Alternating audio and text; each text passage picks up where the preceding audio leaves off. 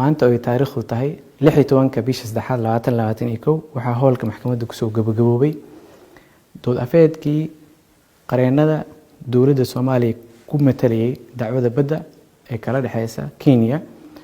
waxay qareenada Soomaaliya matalayay si faahfaahsan u qeexeen aragtida iyo difaaca Soomaaliya ee la xiriirsan difaaca badda ee dowladda Kenya muranka gelisay.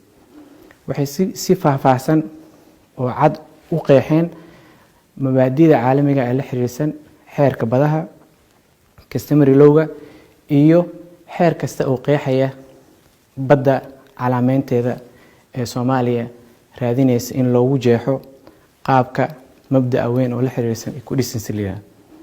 qareenada Soomaaliya matalay waxay sidoo kale si faahfaahsan oo cad u qeexeen una sharxeen tacadiyada iyo xadgudubyada ay ka sameysay dowladda Kenya badda Soomaaliya ay muranka gelisay.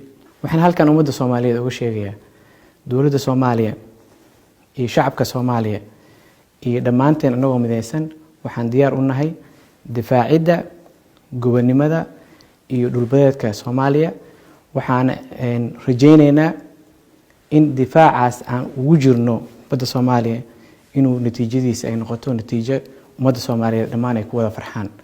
maanta halkaas waxaa ku gabagaboobay wareegii koowaad ee dood afeedka badda Soomaaliya la xiriirsan.